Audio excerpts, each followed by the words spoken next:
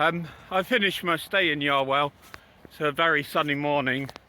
The nearest bus stop was about 5 miles away, so I'm going for a walk, and I probably could have taken footpaths most of the way, but I was focusing on things I could map. So I've just walked through Nassington, mapped a few more defibrillators. One I only just saw because it was on the side of a house. But yeah, I've mapped those, mapped some house numbers and names on one side. Someone else can finish off and do the others. And then I'm going to walk. So yeah, I'll go get to this bus stop. And there's only a bus every 2 hours as well. And I've got a train to make in Peterborough. But I think I've got enough time, unless I find interesting things to map. I picked some footpaths now there's some OSM notes about whether bridges have been repaired and what paths are open. Yeah, but there's lots of footpaths here already mapped, so I've got alternative routes if I need to. And that's kind of it.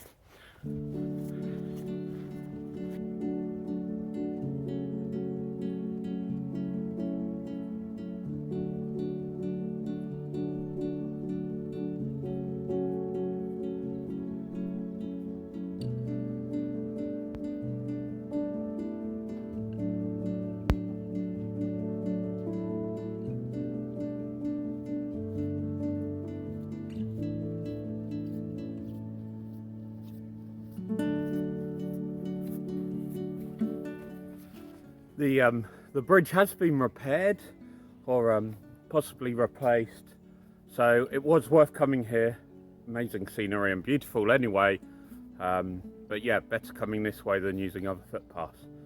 And I'm doing okay on time, so I think I'll make the bus, but on I go.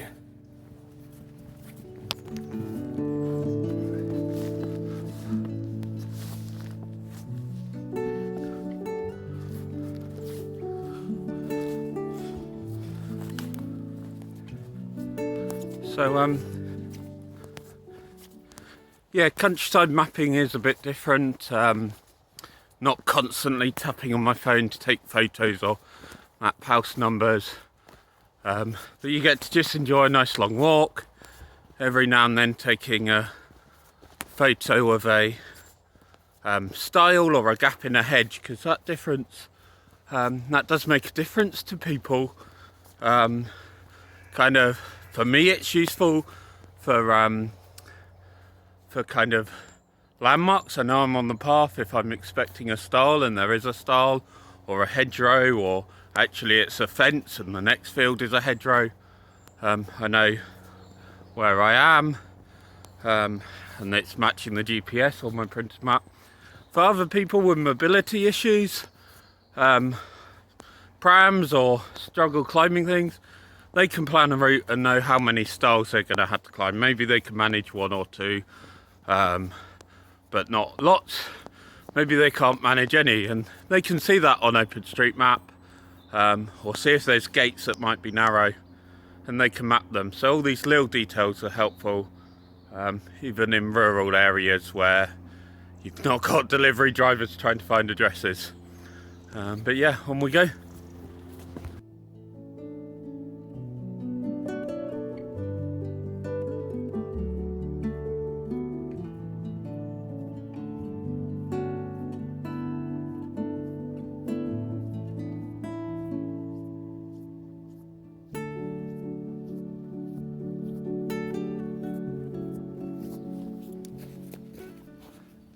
So the reason I'm in the villages of Northamptonshire exploring, this weekend I've been to a wedding, so I did want to get the chance to say again congratulations Hannah and Alex.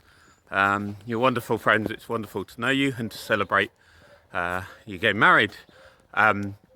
So you didn't have a walk on your wedding.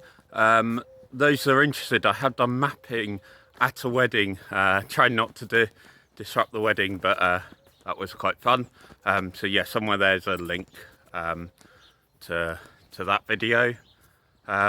Yeah, so no walk at Hannah and Alex's wedding.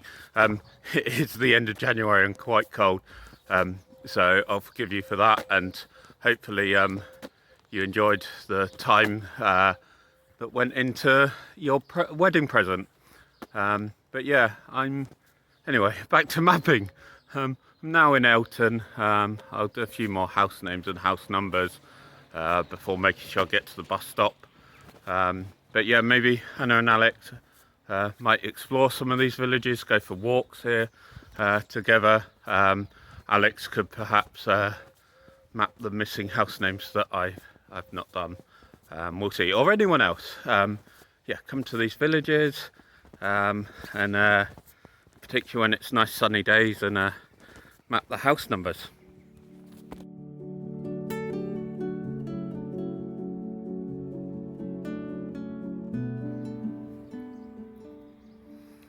Yeah, so it was interesting trying to find a route to Peterborough with public transport. Lots of bus stops in the villages I passed through, but no buses as far as I know. I've walked through Elton now. I'm on the other side on the main road. Saw the bus stop, a bus shelter rather, which is still handy to map as a shelter, and you might not be able to see very easily. There is a timetable there, but yeah, from 23rd of February 2020, these are the times from. Don't exactly match what I know. There's also written at the top in marker pen, don't listen to Google. There is no, I think, X4 to Peterborough. Hard to read because it's faded. So stagecoach, please make it clear when your bus stops aren't in use. I was tempted to wait here. I'm going to go down the road, main road. I think it's a mile. I might map some footpaths because some are missing, and go a bit longer way. I think I've got an hour to get there. Yes, it might be 11:05 that I get the bus there. It might be 11:30. Who knows? Could get stranded. We'll find out.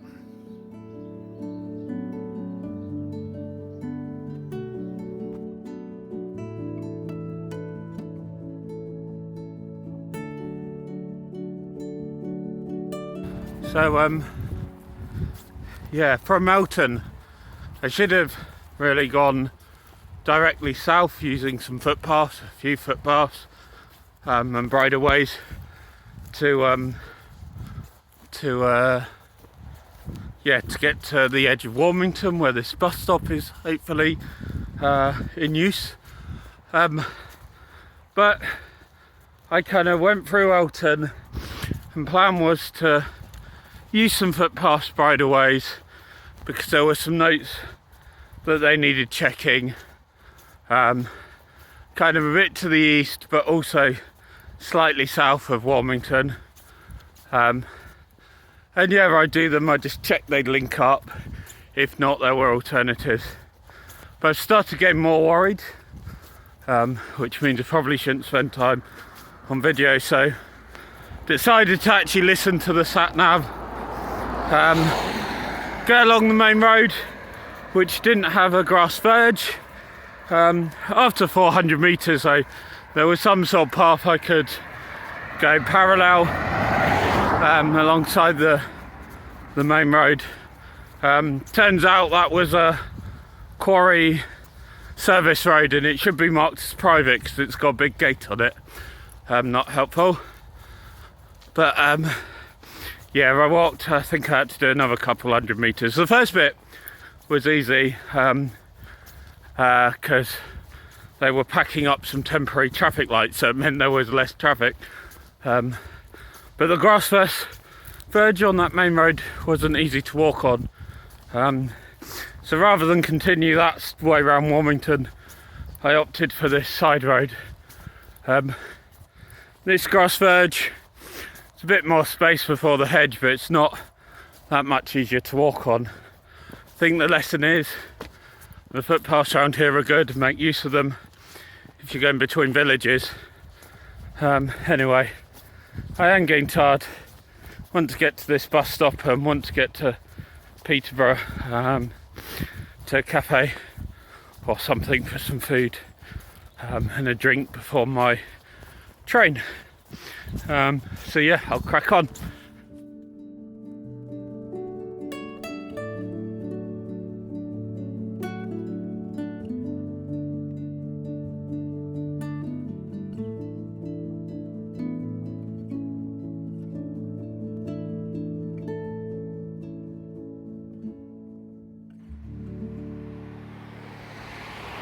So I made it. As I walked through Warmington, I knew I was better on time, so I could take it a bit easier walking and enjoying walking around the churchyard and tapping in some house names.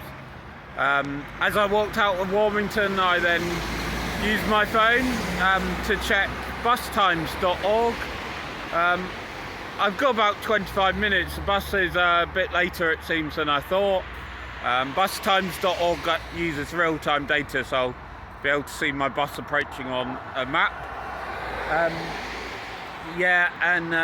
So I'm here.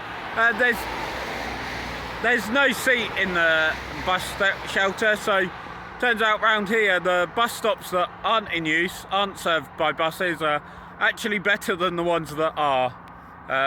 There's a service station. I don't want to wander too far. I think I'll just sit down on the pavement, rest my feet and my legs, and then get ready to enjoy the bus if it does turn up. Enjoy the bus back to Peterborough. This has been quite an adventure. A few hours of walking along and bits of mapping on the way. So I'll put it together. I don't know. Hopefully I can squeeze it into one episode that isn't too long, it bores you.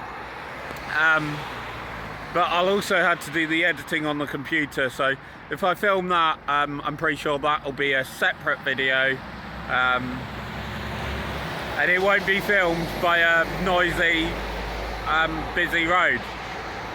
I'll definitely do that as a different video if I do, and at the end of that you'll be able to see some of the maps, how it changes, what I've done, and what's missing for anyone local, or for Alex to figure out how to update OpenStreetMap using keypad mapper or local knowledge, photos, pen and paper. Look at some of my other videos and update that. But that's me done in Northamptonshire, so time to wait for a bus.